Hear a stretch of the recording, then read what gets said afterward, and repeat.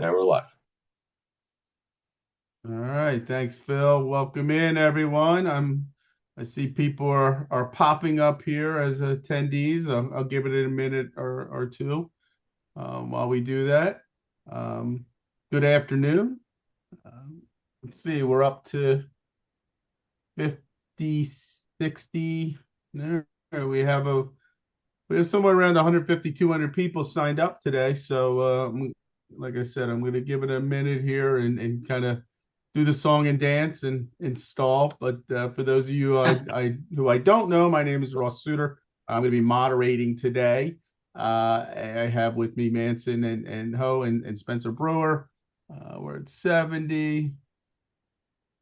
Will you let me know when we get close here? I'm going to give it a minute or so.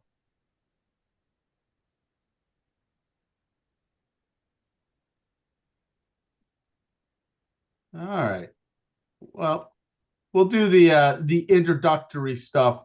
I think you all registered you and had to come in through the webinar registration, so that's great. We'll be able to get you either your certificate of attendance or take care of all the filing of the paperwork to get your CLE. But if you have any questions, issues, the email that was on the registration, I believe it was either Amanda Kinney or Christina Mukina or maybe Phil McNeil, who's he's our technical guy today, but he does more than just that. But they can help you out down the road. Today we're going to be talking about investigations, and hopefully this may be the last CLE necessary for a lot of you before the end of 2025, and we go back to zero and we start all over again. But we appreciate you guys all joining us. Um, for those of you who might not know Magna well, I'm going to hopefully fix that a little bit. We are a end-to-end provider of litigation solutions, which just means we do everything pretty much from discovery to trial. We do everything in the discovery phase from court reporting, process service, language services, records retrieval, language services, meaning both interpreters and document translation. Uh, on the far right side here is investigations, which we'll be talking about today, which straddles the line. Most of the time, people are thinking about using that for discovery purposes, but there are uses at trial as well. We are also a full consulting company, and that's really the side that Manson and I do a lot of work in. Spencer is our resident expert, and I'll let them introduce themselves here in a minute. But in the jury consulting, any type of jury research, focus groups, mock trials, witness communication training, demographic research, jury selection, voir dire assistance, and we use social media surveillance of jurors in this as well. We also have two products unique to us. One is Jury Confirm, which is an online focus group, which we created and patented back in 2008. So we've been doing that for a number of years now. And also Jury Evaluator, which is more of a damage-centric type of survey. We're also graphics consultants. So not only can we create whatever it is that you may be thinking of, we are communication strategists.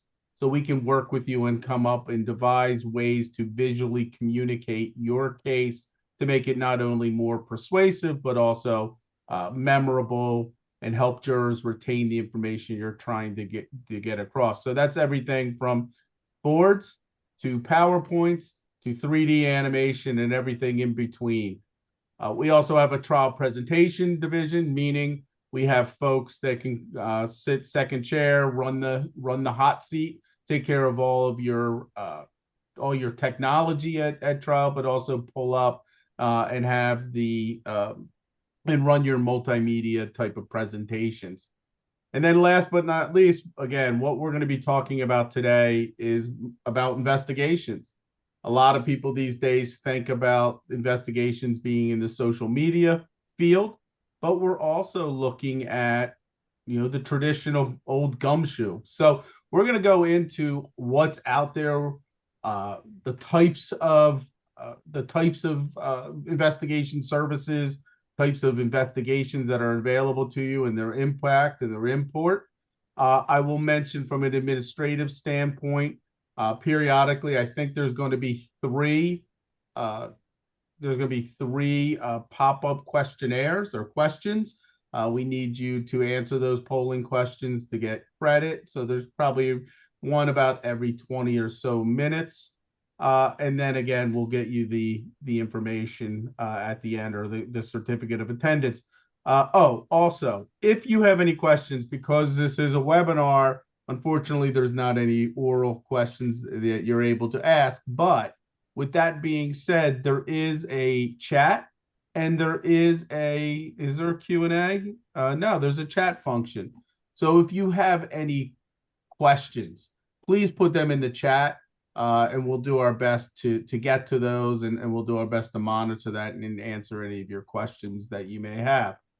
So with that being said, again, my name is Ross Suter. I'm the Senior Vice President of Litigation Solutions here at Magna. I've been with the company for over 17 years now, and we've seen the growth. We are constantly adding services, not the newest, but one of the newer services that we are offering is investigative services, which Spencer is one of our leads on that.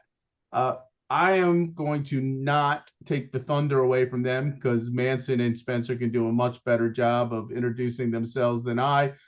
So I'll let them introduce themselves, and then we'll jump in. So Manson, why don't you go first? Sure.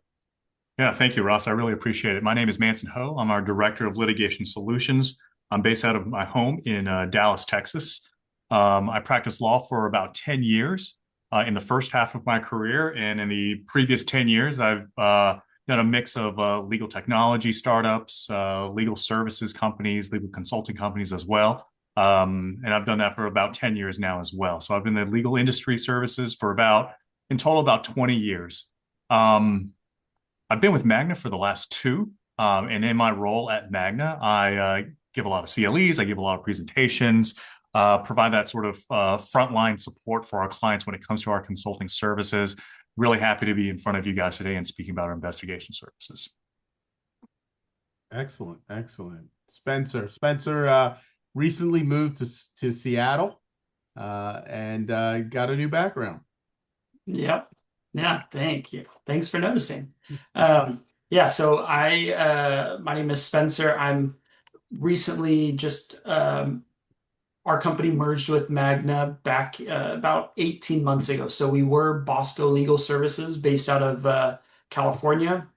And with this merger, we now are able to offer our investigation services and expertise nationwide. So it really opened up the doors for us. And I lived in Southern California, I lived in Riverside and in Anaheim. And as you can see, I recently just relocated to Seattle, as I'm able to work remote and do more of the consulting side. So we, like Ross said, investigations is kind of a newer thing with Magna. So what they really started to ramp up the efforts with the acquisition of Bosco, and then recently we acquired a company out of Texas called Pipkins Investigations. So we are really trying to grow our our footprint in the investigation space. And if I wanted to add on to what Ross said about questions. If you have questions maybe that aren't as general, maybe they're more granular for a case or a question, you can always email us. What my role is, I'm the Director of Business Development, the investigation specialist. So I consult on cases. I talk about the situation, what's going on, how we can best assist your case.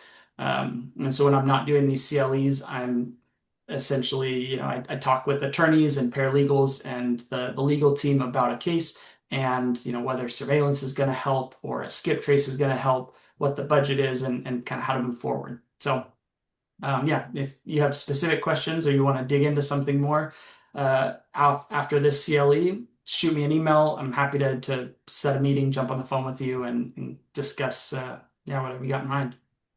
Yeah, and we'll provide all our contact information if necessary, and we have somebody who has worked with you. We mentioned that in the chat. Um, Oh so, yeah, but I great. would like to add on to what Spencer said. No matter what we do look at this from a consultative approach. So it's not trying to fit a round peg into a square hole. We're trying to find the service that's going to get you the information that is appropriate for what you are looking for.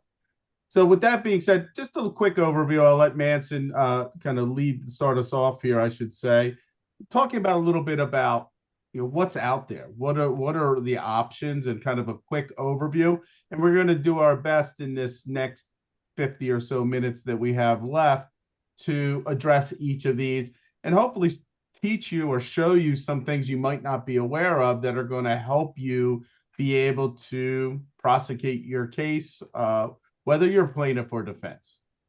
So, Manson. Sure. So let's start off our conversation talking about just really the three general buckets of investigation services. And certainly this isn't specific to what we do at Magna or with the companies that we acquired in Bosco or Pipkin, but just in terms of the three general buckets, the first one I would say is traditional investigations and surveillance. All right, we'll dive deeper into that in just a little bit. The second one is what we call discovery investigations and assistance. So, for example, that would be something like helping the attorneys answer discovery with some witnesses or maybe even their own client. It could be locate and serve as well. Medical canvassing is a part of that. We'll talk about that more in a little bit. And then the third bucket is cyber investigations or social media canvassing and surveillance as well. We'll definitely dive a little bit more into that. I'm not going to go through all of these bullet points here because they're really only examples of the types of investigations in each bucket. We will talk about some specific examples of each of these as we progress. And as you can see, and I think as will be more clear as we go through our discussion, each of these buckets really sort of bleed into each other, right? And really, just to kind of use a little bit of corporate jargon, there's a lot of synergy between all of these. And this slide certainly isn't exhaustive by any means. And you really should approach using these sorts of investigative services in a customized or tailored way, which is certainly how we do it at Magna as well. Right. So, just keep in mind, when can these things impact? They can impact at any stage of the litigation, whether it's pre-lit, during discovery, during litigation, or at trial. But again, most people think of the old gumshoe, right? The traditional investigation. So, Manson, Spencer, why don't you guys you can talk about that a little bit? Yeah. So with surveillance, it's important to know what we're looking for, when we're following somebody, when we are looking for potential injuries or the validation of claims, or in family law, we're looking to see what's maybe what one of the parties is doing versus what they're claiming to do in front of the judge. We're able to follow them around and see what the truth is. It gives us the opportunity not only for that, but when we're doing difficult serves, we'll do surveillance, we'll follow somebody around, make sure that we find the best opportunity to get them served when they're actively evading. So having the boots on the ground, that person that is there in real time, doing it over a couple weeks, a couple days throughout the week, it really gives us the ability to see what they're like scattered throughout that time. And then, using that, being able to be an expert, being put on the stand and having somebody that's seasoned is important when they are getting, cross-examination and having to defend the findings. Being able to find somebody who's professional and able to get through that line of questioning and defend the findings is really important when looking for a surveillance investigator.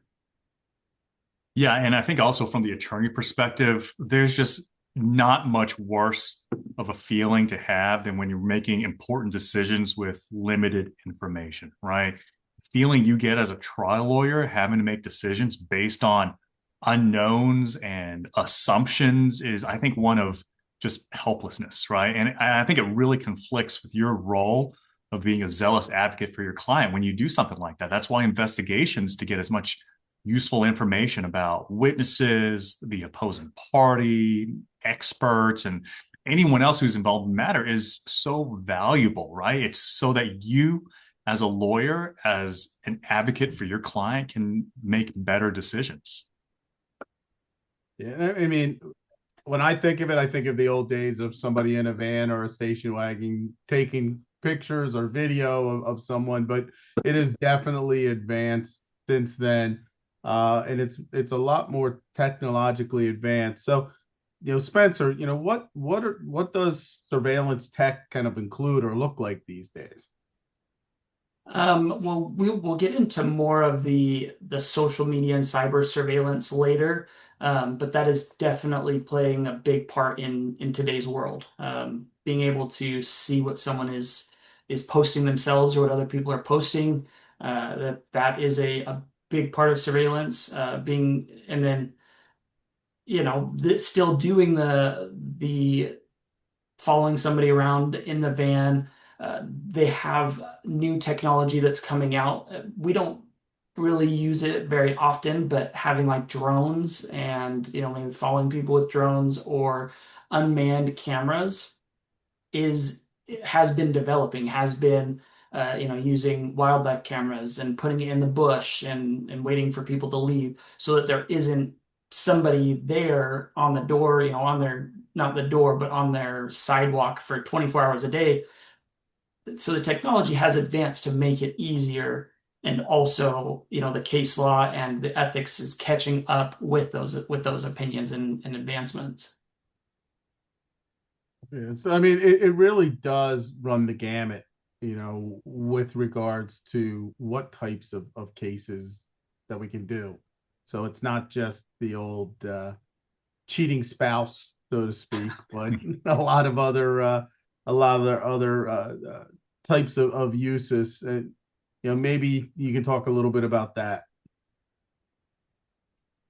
Yeah. I mean, surveillance with what you think about with insurance fraud, a personal injury case, malpractice, like seeing if someone is going to work. We had a case where someone was working in garage, he fixed garage doors and he's pulling up and down the garage door with our guy who's following him around. Just we've got hours of footage of this.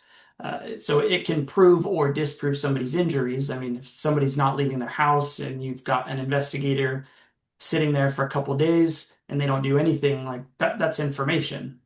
And it gives you the ability to make better decisions. But yeah, family law, you've got spousal support, follow somebody around to see maybe what car they're driving, to see what house they're going to. Are they going out to dinner every night?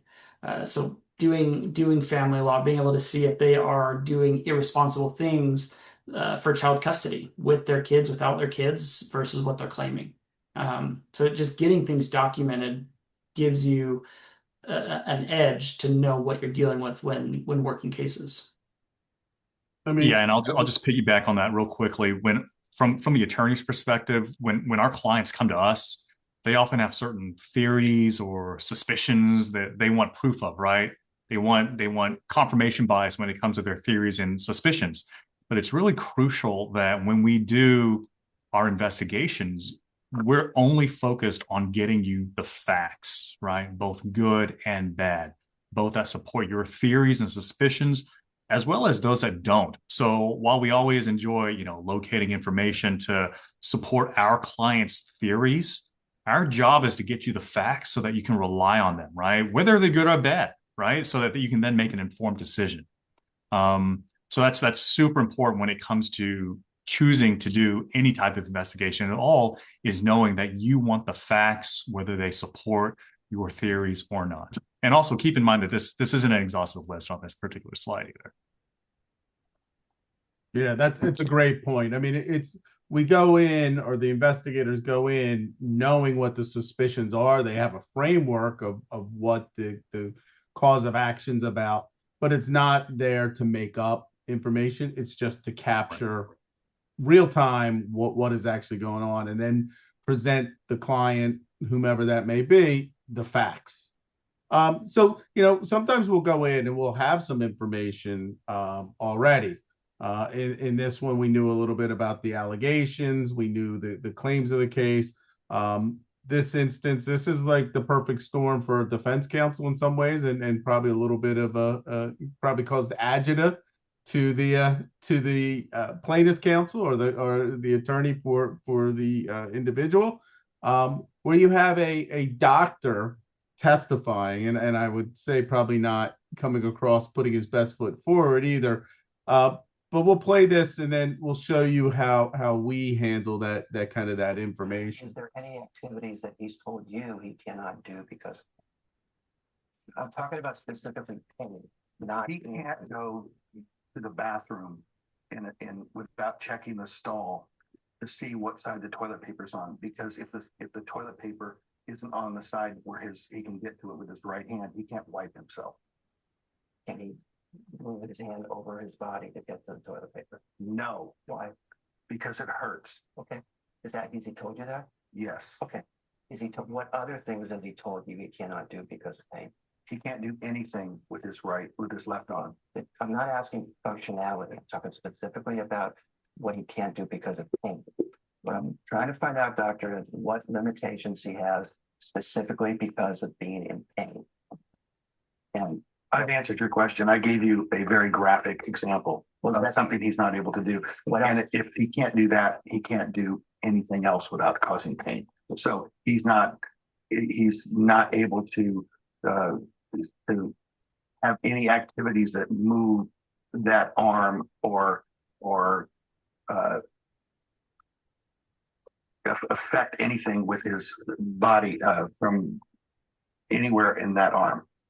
So, you get this case, you get this doctor's deposition, and he's pretty emphatic with where he's at. But this is where, surveillance can come in. And you have something like this where the surveillance, kind of flies in the face of what the doctor was just saying with regards to the use of his arm. And you can see he's aggressively using that. Pretty good for a guy who can't wipe himself. Absolutely. The interesting, I mean, this is pretty impactful, I think, and again, flies into the face of some of those allegations. But, there's more that you can do with that. It's not just showing, but it's really explaining and teaching and showing kind of the impact of everything. So while, again, you had this allegation that he couldn't do anything, including wipe himself, you can take that information and now teach the jurors. So this is how surveillance can tie in with trial strategy and really show people, hey, this is all coming together. This is what they're saying. This is what the alleged injuries are. This is what he's able to do. And this is physiologically how this would impact him if it were the case. So, again, this is, what the traditional surveillance and how it can be used at trial. It could be used at settlements, mediations, whatever. And it could also be validating what somebody's saying. There may be, there's instances when the person is actually injured and cannot do those things. And it's borne out through the surveillance as well. But really getting into the background information can also be helpful, because I think it ties in with what Manson was saying earlier, is nobody wants to be caught by surprise. So we want this information. So Spencer, why don't you talk about, I know there's the terms medical background investigation, there's the terms medical canvassing. You could talk a little bit about that and where we are at this point in time, both technologically and resource and process wise. Yeah. Yep, I can do that. So medical background investigations or medical canvassing is something that combines the, records department of, trying to find records and produce records, for discovery and also the investigation side. For us, what we're doing is we are trying to answer a couple questions. One, is there past injuries possibly getting put on a current case or past claims, or did a past event affect what they're trying to say happened in an event that they are having a lawsuit for? Uh, or do they forgot where they were treated? Do they know they were treated somewhere, whether it's your client or the other side? They don't remember. They know it was some sort of office maybe 5 years ago or 2 years ago, but after seeing so many doctors, they can't remember. Or they just did not disclose during discovery what providers they saw.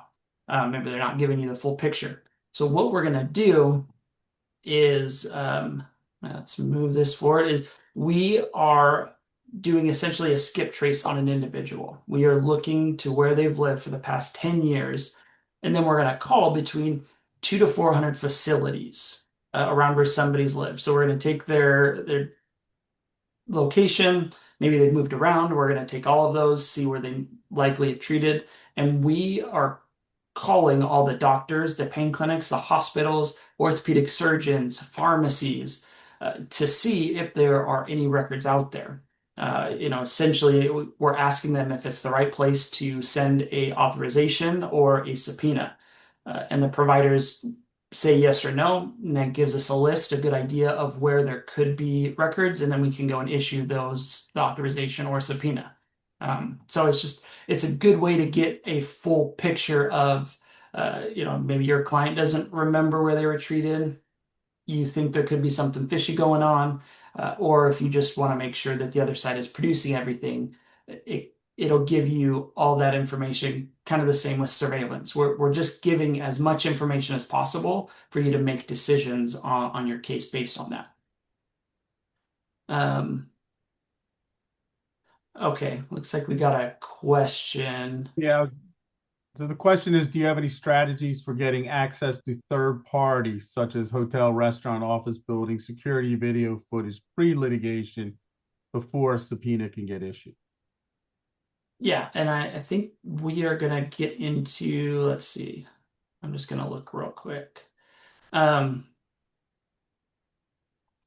Yeah, so there is, I don't know if we get into it, but a little bit with scene canvassing, what we do pre-litigation before you're issuing subpoenas is we get boots on the ground and we just start door knocking, whether it's to businesses, to neighborhoods. Everybody has either CCTV footage, or nowadays it's common as well to have Ring cameras, or simply say for something they can access on their phone. And we just see if we can get access to it. We go and talk to them, see if they'll cooperate, and without a subpoena, there's not too much that can be done. But if we go and just ask if we can see the footage or have access to it, get a copy of it, we try what we can and see what we can get. Yeah, and I think that's a prime example of how there still is the old school sub rosa investigations, but it ties in with the new technology as well. So, there's many different prongs or way to attack this. In a situation such as what you were asking about, getting access to this type of footage, really the sooner the better. Some of this stuff loops over and self deletes. Sometimes people just don't save it. Sometimes people just don't have the full package. So the earlier you get an idea of this, the better off we are going to be at having at least the opportunity to get that type of information or data or evidence for you. So do me a favor, because I hear it. I'm sure everybody else does. You're talking about medical background investigation, medical canvassing has been talked about for years. What really is what's the difference? How does it work, if there is any difference? In all the different companies that are out there.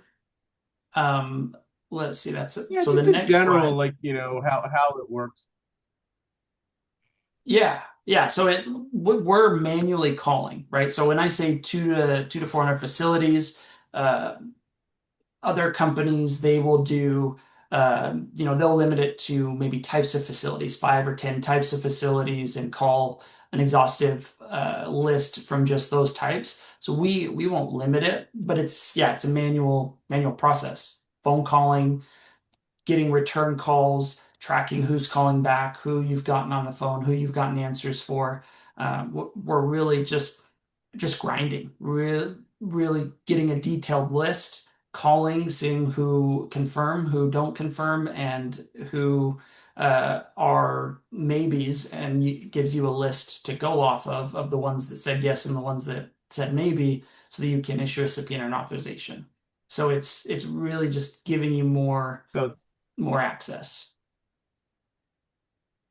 so Yeah, it's a numbers game, basically. yep. I was going to ask you, Manton. I mean, I see here, talks about online reviews and things like that.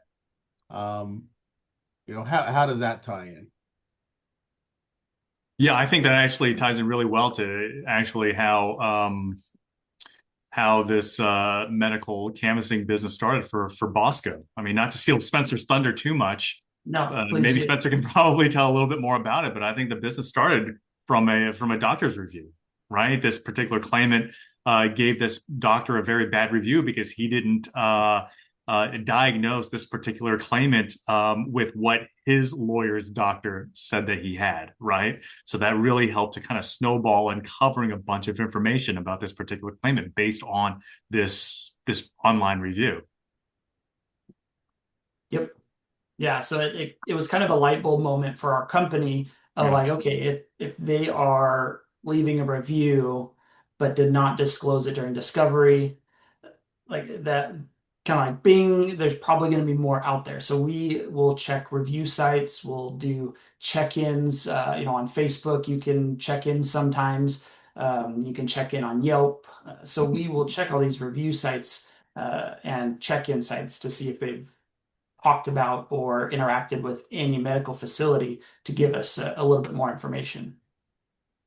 How often do you find something that wasn't disclosed or was forgotten or whatever it was? Um, I, I mean, it's pretty often. I wouldn't have a statistic for how often, because it's one of those things that if there isn't any information out there, it's just not out there.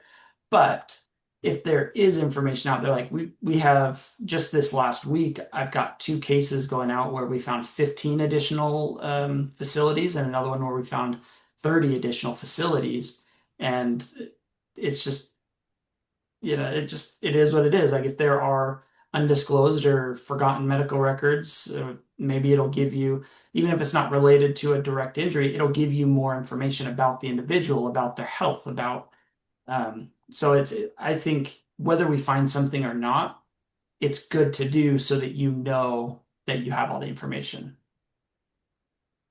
Yeah. So moving on, asset searches. I know these are important. I know they often get used pre-litigation. Can you talk about that? Yeah. Yep. So asset searches, we have people coming to us at all parts of the process. Pre-litigation, they will do an asset search on a party to see if it's worth going after the case, to see if it's maybe just going to be a piece of paper with a judgment number, but it's not worth anything past that piece of paper, or if the person actually does have assets.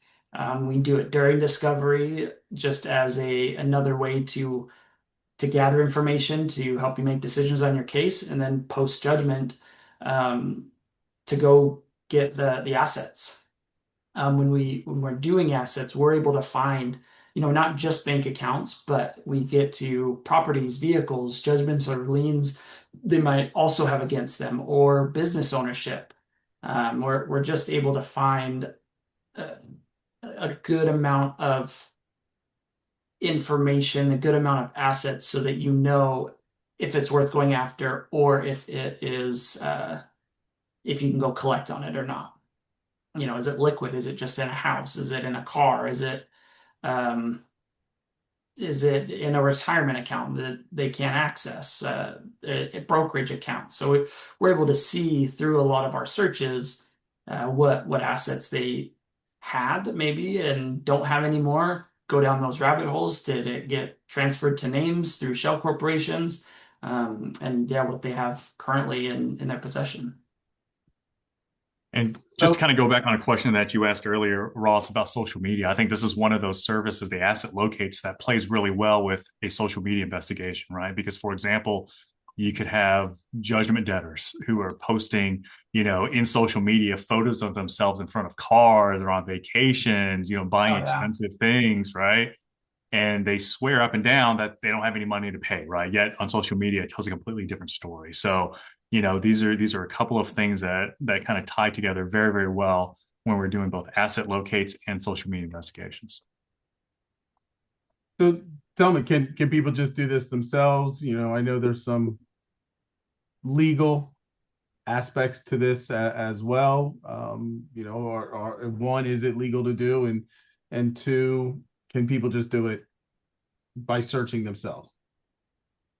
Yeah, good question. Go ahead. Go ahead. Go ahead. Sorry. Oh no, you okay. Well, I was just gonna say, like, we are also bound by ethics from our licenses and with the attorneys that hire us.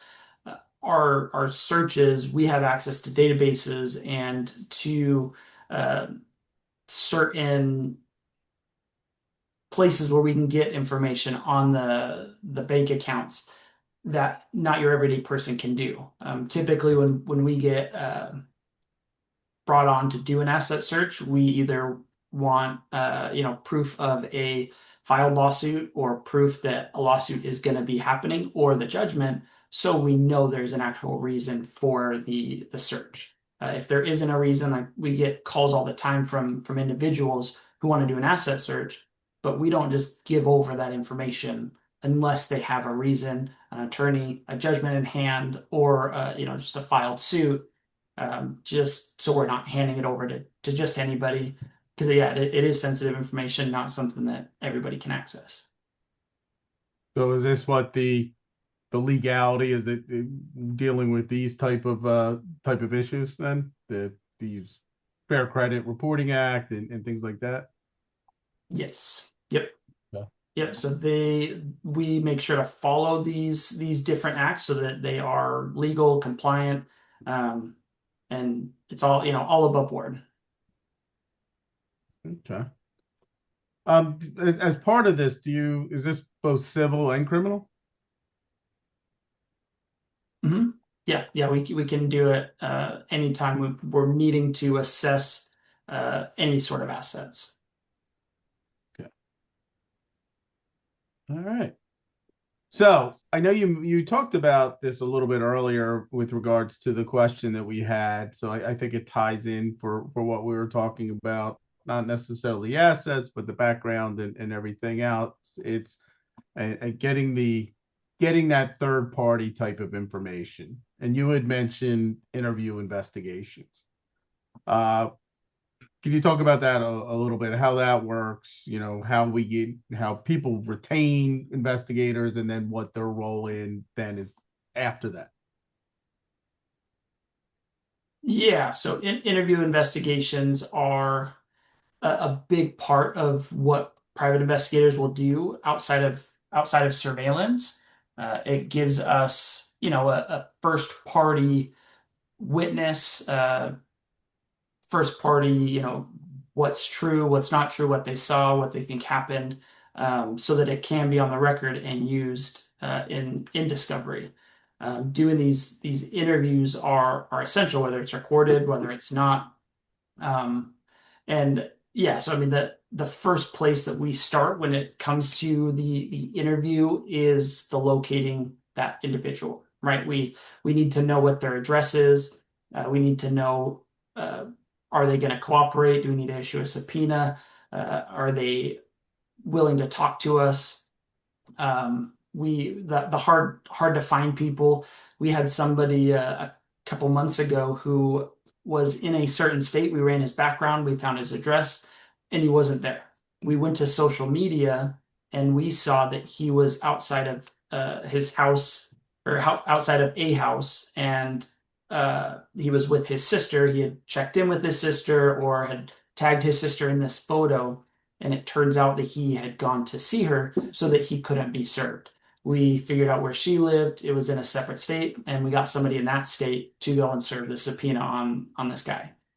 So, locating people, taking multiple avenues of investigations to get that done, from the social media to the databases, to understanding he's not there, where could it be, and kind of trying to deduct where that is. It's all part of the process, and a good reason to have a third party doing it. The air locates we do quite often, and that's using databases, going through public records, going through social media, doing some deep web searching. We'll do air locates, not only to find the air, but also doing a declaration of due diligence to satisfy the judge. So we will do the air locates with the intention of due diligence and seeing what we find. And then, debt collection is kind of the same thing when they are evading service, evading the judgment, not wanting to be found. We can do a lot of different things, boots on the ground, deep web searching, database searching to track down where that person's current location is. And at the same time that you're finding these folks, I guess you're serving whatever it may be, subpoena, notice, things like that.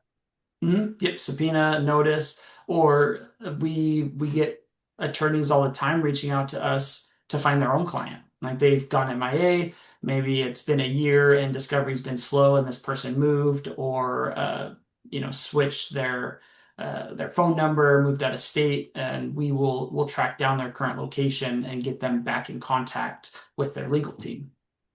Yeah, and I know a lot of people use Westlaw and Lexis for this, and a lot of firms have access to that. That's just the start, correct? Yep. Yeah. So the thing that happens with these databases with Westlaw, LexisNexis, is they are essentially scraping Google. They're scraping information, and we don't know when they've last updated. Like it could be 6 months, it could be 6 days, it could be 6 years ago. So using all of those different databases as a resource is a good place to start. But there are additional steps that need to be taken to verify where they live. And that's something that we do, whether it's mail forwarding requests at the post office, or public utility searching to see if they have utilities turned on in their name, or calling family members and friends to see if we can locate where their current, permanent location is. So just using locates or excuse me, just using Westlaw or LexisNexis, that's not necessarily a locate or a skip trace. Skip tracing is more. Correct. Yep. Skip tracing is doing all those additional steps to verify what the right address is. And then the databases are just a good place to start. And then going out and establishing that somebody is there, that Correct. individual is there. Yep. So brings us kind of to our next area, and then this is getting more into the new age, the new technology. So can you tell us, I mean, we talked a little bit about scene investigations, but what is geo-canvassing? Yeah, so geocanvassing, it gives us a map of who was in an area at a certain time. And so we can see if videos maybe were posted on YouTube, check the metadata. We can draw a map essentially of what activity was happening online at a certain place at a certain time. So that doing that can give you witnesses that were in an area, or actual physical evidence of an incident, or yeah, who was there, what was there, and what happened, and kind of give you better a better witness pool versus when you get out there to the scene weeks later, days later, those same people aren't there. So I think this ties into the question that we had again earlier with regards to, how do you get access to third parties. In this war story, why don't you set the stage a little bit before we play the video? Do you know? Do you know No, this that one? this one, I don't know where this one came Oh, from. okay. But, So then yeah, I will, you because got I it. know this one. Please do. Please do. So this was a case, actually. There was a car versus motorcycle accident. And we did traditional, or the investigator did traditional scene canvassing and geosocial media research. And it actually revealed, so the allegation was that this car pulled out and struck the motorcyclist. Um, However, and I guess he was friends with everyone there, and everyone said, no, he was at no fault, he wasn't doing anything. However, there was some indications that he might have been doing more than being alluded to, such as racing down the street, popping wheelies, something like that. It's something that would have contradicted the statements that were given to police by his motorcyclist friends, who claimed the accident was 100% the vehicle's fault. Videos of the accident were found.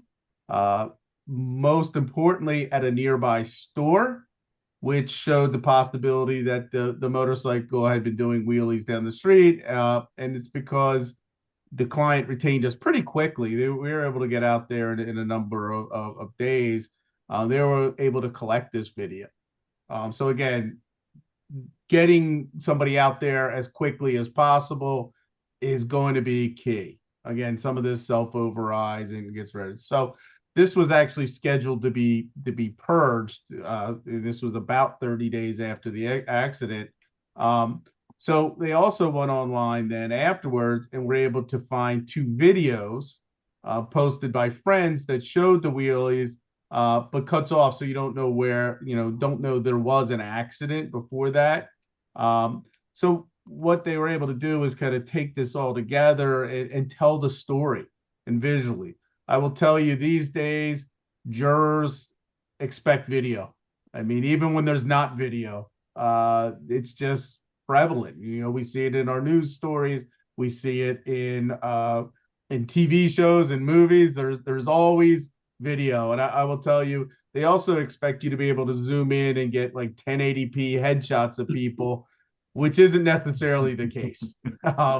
And I, you know what I learned is I picked the slow version of this. So as you can see, this isn't a player. You can do it either slow or fast, and this is the dramatic slow version of what occurred. But this is really solidified. Other was other information was posted by a tourist, solidified the fact that he was doing something. It wasn't just a innocent bystander driving down the street obeying all the laws, but they were racing, doing wheelies, and doing other type of things. And that was, if not the direct cause, was a key factor, or a factor in this accident having occurred. So lesson learned, I will play the faster version in the future. But you get the idea that you can get out there and you can capture this information, and you then use it. But you actually, I just fast forwarded a little bit, but you saw him go by doing the wheelies, and now we're able to put this together with the other videos that were found. So again, it was telling the full story. This is from social media. It cuts off. So you have the store video, you have the friends video, and then you have the tourist video, which tells a different story than what was alleged as the case. So again, getting somebody out there, doing that geosocial scene canvassing, so a lot of that social media as well, pulling up this information, as well as the fact that going in and locating a store that also had video. So it's something that, well, we got the accident from the tourist. And again, this is what jurors are looking for. They want this type of information. Social media. I know this is your bailiwick, Spencer. So, and I know Manson does a lot of with this as well. So I'm going to turn this over to you and let you guys discuss it, as well as some of the things to be aware of that can be problematic when you're doing this yourselves. I do fully recommend, though, that you do some type of social media searches yourself. Ours are just going to be, or investigators is just going to be a little bit more robust and thorough, I would say. So I'll turn it over to you all. Awesome. Spencer, if you don't mind, I'm going to go over this real quick, and then you Yeah. can kind of talk about Yeah. some of the things that we do in social media investigations. But I just want to talk upon this real quick because we go to a lot of clients who say, "Oh, I just get my paralegals to do it. I get my legal secretaries to do it." I visited a client one time in Houston who said that the paralegal's daughter was doing social media investigations for them, right? And that's just incredibly dangerous. There's a lot of risks associated with that. So, for example, paralegals can create ethical and legal issues, right? A paralegal working for your firm cannot then later on provide unbiased testimony. Okay. Social media investigators, like we have at Magna, are those unbiased third parties. And so it eliminates the risk of any kind of ethical violations that can come about if you've got your paralegal, legal secretary, paralegal's daughter doing these investigations for you. Also, social media investigators really do require an advanced level of expertise. Our investigators are highly trained, right? They've got specific technical expertise. They know about advanced software. They're able to access and preserve things like metadata, right? EXIF data, those sorts of things, which meets every court standard, every legal standard for admission of social media into evidence, right? We can even go and find this sort of information, this metadata, for private or even deleted accounts if necessary. Our professional investigators also know how to stay online, right? So without the proper training, paralegals are far more likely to make mistakes that can really sort of jeopardize your investigation, which could also have the unintended effect of alerting your subject to the investigation, right? You may be trying to investigate the other side, and then you alert them to the fact that you're doing the investigation, right? You certainly don't want that. So our investigators know the landscape and they know how to really safely navigate it. Investigations, I think this is probably the most important one, is that they take away valuable time away from the paralegals, right? Social media investigations are very, very time consuming when they're done right. There's just a lot of technical and legal expertise that's required of that. Paralegal time is much better used elsewhere on the actual, substance of the case. And then finally, just very quickly, paralegals cost more than social media investigators overall. They really do. Social media investigations typically take our investigators 10 to 20 hours to complete a thorough job. Paralegals, to do that equivalent of a job, is going to take much, much longer, right? It's because of their lack of expertise. You're paying more and ultimately getting less if you choose to have someone on your staff do it for you. All right. So that's all I wanted to say about kind of the risks of DIY there. Spencer, I don't know if you want to add anything to that or just kind of expound on whatever you find is important as well. Yeah, so what we always tell our clients, like it's unreasonable to say no, don't do your own social media investigation, don't do your own searching. Like that's when people get a case, that's the first thing they do is go on their social media, see what they can find. So we understand that. The nature of social media is they are trying to connect you. If you're using your own profile, you risk liking something on accident. Maybe you accidentally add them, or on LinkedIn, there is a notification sent if somebody visits their page. Whether you do it intentionally or not, they can be alerted of the investigation, which can cause all sorts of problems.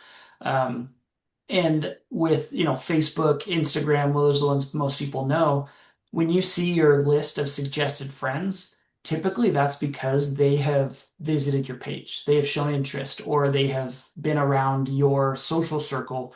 So the social media platforms trying to connect you, like that's what social media is about, is connecting your social circle. So if you're on somebody's page, it could alert them not only like LinkedIn, where it's obvious, but also through suggested friends, suggested people. They're going to see somebody from a firm, and then they have your personal information, and you don't know what the people you're looking for, the other side, you don't know who they are. You've got pictures of yourself, your kids, your family.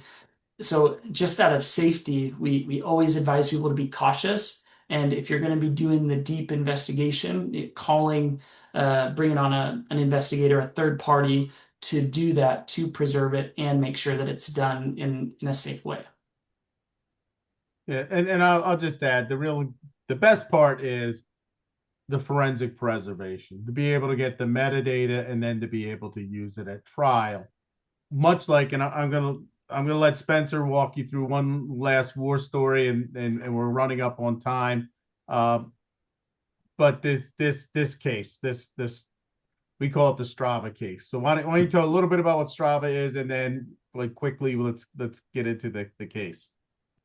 Yeah, so I'll try to be as quick as I can on this. So this Strava case, we got brought on as an expert, certified expert. We had located this account of a claimant that was claiming, he couldn't do anything, back injuries, and bike riding was a big part. And Strava is an app where you can record your bike rides and then share it with friends. So we located this claimant's account and found there was like 75 bike rides, you can see here, and a lot of them were pretty significant. 30 miles, 103 miles, 8,000 feet elevation gain. They 7 hours of time. It's pretty extensive. We also then found pictures of him, and it gives you the map, right? These are all the places that he rode. And we were brought on as experts. We testified in this trial, and this is what we brought on with in partnership with our graphics team. So we found pictures from social media. We used our graphics team to map out all of his routes to show the jury so they could get a sense of how big and how long these rides were. Um, it's crazy. So the pre-trial, they were asking 8 million. Our client offered to settle for 2.5. After we did the whole dog and pony show, got brought on and testified and used these slides in trial, the jury came back with a verdict of $700,000. And it was all because of this online content that he thought was private in his app, but was actually public. And then we use this really cool, I guess, example where the courthouse. This was in Santa Ana, California, and there's a mountain called Big Bear, a couple hours away, and we did a map for the jury to see that one of his rides was as far as and had the same amount of elevation gain as driving from the courthouse to Big Bear Lake. And it just really nail in the coffin, was a great example. And then we went through and showed all the pictures. He wasn't actually posting. These pictures were from friends and family. His friends that he was riding with, he was in the background. So that all of this just created a perfect storm, and we were able to get a favorable result for our client.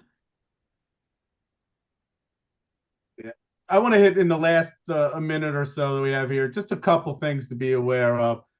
We have access to these license plate recognitions. Anybody who's seen the police in the median, anyone who's seen tow trucks, they have these cameras on them, and these cameras are constantly catching license plates, and they're tied into financial institutions, and they use it to find out if somebody owes on their car payment or behind in their car payment, and it's supposed to be repossessed, and all these other things. Some of them now they tie into, and there's I'm not going to show the video where the technology, and it's called license plate reader, LPR, are on houses, so they can track who's going through neighborhoods and actually map out where people's routes and things like that may be. I don't want to short this, but LPR, it's an incredible surveillance technology. It's everywhere, and it's something that you need to be licensed to have. We've had a lot of success getting surveillance on individuals at trial, doing witness investigation, witness services, testimony. We're able to gather this information of things during trial, and people are, saying I can't do certain things, and then on the weekend of trial doing them. For example, this gentleman said he wasn't able to help his friend or brother change the brakes on his car, but here's the video of him doing that. This gentleman said he couldn't use his right hand at all. He drove to the courthouse. We just happened to walk by, looked at the courthouse, and it was a manual car. So he was doing a stick shift. So those are the type of things that you can get are really powerful impeachment tools. Last but not least, surveillance of jurors. And I usually recommend this during voir dire to get more information about these individuals to help you during jury selection. There looked like there was a couple questions. Are there code words for the attendance CLE form? No. There was the number. Is there a course number we can report to the state bar? I'll turn that to Phil because I do not know. We'll be in touch Anyway. with all necessary paperwork. Okay, we'll take care of all that paperwork for you. So with that being said, I know we're up on time. Thank you, Spencer, Manson. If you guys have anything to add, please do so now. If not, No, yeah. if not, everybody have fantastic holidays. Hopefully everybody is able to relax and enjoy what's typically or historically been a little bit of a slowdown in litigation. But if it's not for you, I'm sorry. And if not, everybody have a happy holiday, merry or happy New Year, whatever you celebrate. Please enjoy, and thanks for attending. Take care, everyone. Bye-bye.